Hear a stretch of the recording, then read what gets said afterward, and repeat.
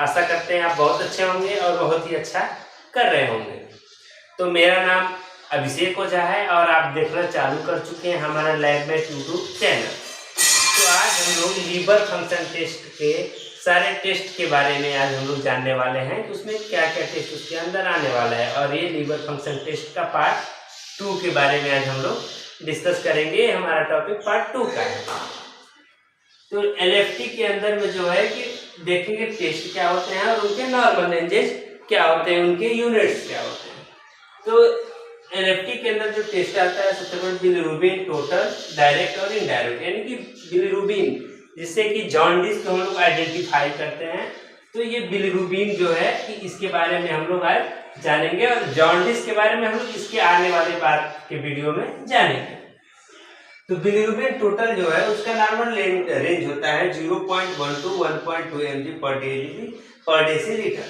अगर तो किसी इंडिविजुअल का 0.1 या 1.2 mg पर डेसीलीटर से ऊपर वैल्यू आती है तो वो पर्सन जरूर बीमारी से ग्रसित है, यानी कि उसको जॉन्डिस हो चुका है।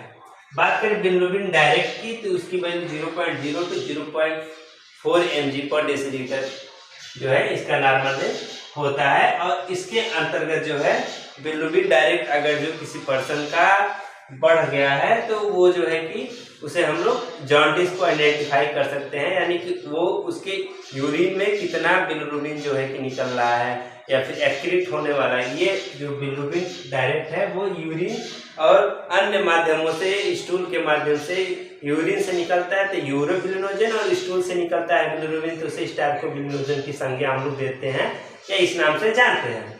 तो अगर डायरेक्ट बिलिरुबिन किसी के अंदर अगर जो बढ़ के आ रहा है, यानी कि उसके अंदर जो है कि ज़्यादा डायरेक्ट बिलिरुबिन बढ़ रहा है, जिसका मतलब ये है कि पेशेंट को कहीं ना कहीं डैमेज है उसके लिवर सेल्स में।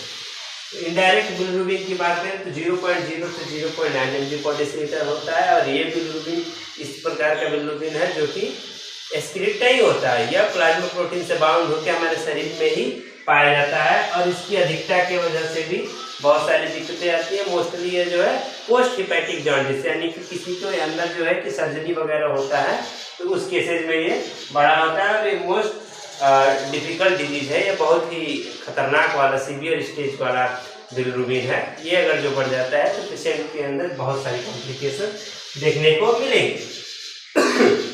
बात करें एसजीओटी की, सीरम ग्लूटामेट ऑर्निथाइन ट्रांसमिनेज। तो एसजीओटी की बात करें तो एसजीओटी का नॉर्मल रेंज जो है कि 10 से 40 IU पर लीटर जो है इसका नॉर्मल रेंज होता है, यानी कि 10 से 40 इंटरनेशनल यूनिट पर लीटर जो है कि इसका नॉर्मल रेंज होता है। इसके बढ़ने का अर्थात मतलब ये है यह 2 केसेज में बढ़ता है, लिवर इन्फेक्शन में, और पेशेंट को जो है कि अगर जो कहीं ना कहीं अगर जो उसके हार्ट सेल्स में भी प्रॉब्लम है, हार्ट में भी प्रॉब्लम है, तो एसजीओटी बढ़ जाता है। सीरम ग्लूटामेट ऑर्निथाइन ट्रांसमिनेज के नाम से इसे जानते हैं। कहीं कहीं पे इसे एएसटी की भी संज्ञा दी गई है, जहां एस्पार्टेट ट्रांसमिनेज के नाम से इसे जानते हैं। एएसटी भी इसे बोलते हैं, जिसे एस्पार्टेट ट्रांसमिनेज के नाम से जानते हैं। 10 से 40 इंटरनेशनल यूनिट पर लीटर जो है कि इसका नॉर्मल रेंज होता है। एजीपीटी की बात करें तो यह भी लीवर सेल्स के द्वारा सिक्रीट होने वाला एंजाइम है, और ये जो है इसका नॉर्मल रेंज जो है 0 से 50 इंटरनेशनल यूनिट पर लीटर होता है। और मोस्टली ये लीवर इन्फेक्शन में, लीवर सेल्स में दिक्कत, लीवर सेल्स के अंदर प्रॉब्लम आने के बाद ही जो है इसकी वैल्यू जो है वो बढ़ के आती है, और यह मोस्टली जो है कि लीवर के इन्फेक्शन में ही बढ़ता है। टोटल प्रोटीन, यानी कि प्रोटीन, जैसे हम लोग डिस्कस किए थे कि लीवर फंक्शन टेस्ट में यह सिंथेसिस ऑफ प्लाज्मा प्रोटीन जो है लीवर करता है, तो उसमें जो कितना प्रोटीन इसके अंदर है तो उसके लिए हम लोग टोटल प्रोटीन का भी जांच करते हैं, जिसमें पता चलता है कि पेशेंट के इंडिविजुअल का जो नॉर्मल रेंज होता है हेल्दी इंडिविजुअल का वो 6.5 to 8.3 ग्राम पर डेसीलीटर होना चाहिए। अगर इस बीच में है तो पेशेंट का जो है प्रोटीन का सिंथेसाइजेशन इजीली या अच्छे से हो रहा है। अगर जो इसमें कम है या ज़्यादा है तो कहीं ना कहीं एब्नॉर्मलिटी है उसके प्लाज्मा प्रोटीन के सिंथेसाइजेशन में। बात करें एल्बुमिन की तो 3.5 to 4.5 ग्राम पर डेसीलीटर इसका नॉर्मल रेंज होता है। और ग्लोबुलिन की बात करें तो 1.5 to 3.0 ग्राम पर डेसीलीटर होता है। एजी रेशियो की बात करें 0.2 to 2.0 होता है।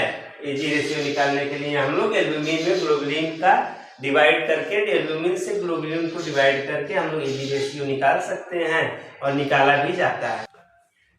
तो अभी हम लोग शेष बचे टेस्ट के बारे में जाने।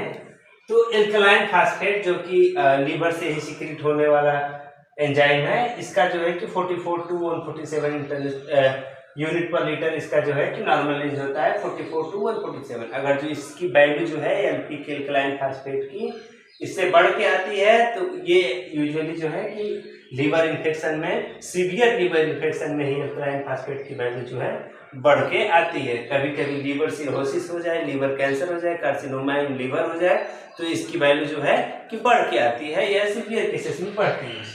प्रोथ्राम्बिन टाइम भी हम इसमें करते हैं क्योंकि पोटेशियम और कैल्शियम आयन का जो है प्रोडक्शन भी लीवर भी ही करता है। तो इसका जो है कि इसको देखने के लिए हमारा ब्लड जो है कोआगुलेट हो रहा है क्योंकि कैल्शियम और पोटेशियम आयन जो है वो ब्लड कोआगुलेशन में भी काफ़ी हेल्पफुल होते हैं और उसके अभिन्न अंग हैं। तो पीटी को भी हम लोग प्रोथ्राम्बिन टाइम को करते हैं जिसका नॉर्मल 30 to 16 सेकेंड होता है। इंटरनेशनल रेशियो भी करते हैं हम लोग जो कि कोआगुलेशन टेस्ट के अंदर आता है, पीटी विद INR टेस्ट आता है। तो इसका नॉर्मल रेंज 1.0 to 1.2 INR जो है इसका नॉर्मल रेंज होता है। बात करें जीजीटी की तो गामा ग्लूटामाइल ट्रांसफेरेज, ये जो है कि लीवर कैंसर में और लीवर बैक्टीरियल लीवर इन्फेक्शन में भी इस टेस्ट को कराते हैं और इलेक्ट्रिक प्रोफाइल के अंदर ये आता है और इसका नॉर्मल रेंज 50 से 40 यूनिट पर लीटर जो है कि होता है। तो ये था हमारे एलएफटी के अंदर आने वाले सारे टेस्ट। आपको बहुत बहुत धन्यवाद कि आपने वीडियो को अंत तक देखा। बाकी हमसे कोई त्रुटि हुई हो तो आप बेझिझक हमारे कमेंट बॉक्स में लिख सकते हैं जिससे कि हम आने वाले वीडियोज में इसे सुधार कर सकते हैं। बाकी वीडियो देखने के लिए धन्यवाद। आप हमारे वीडियो को शेयर कीजिए, लाइक कीजिए और सब्सक्राइब कीजिए। चैनल को नहीं सब्सक्राइब कर रखा है और अपने फ्रेंड्स को जरूर भेजें और इससे इनको काफ़ी ही ज़्यादा लाभ होने वाला है। तो फिर मिलते हैं, बाय।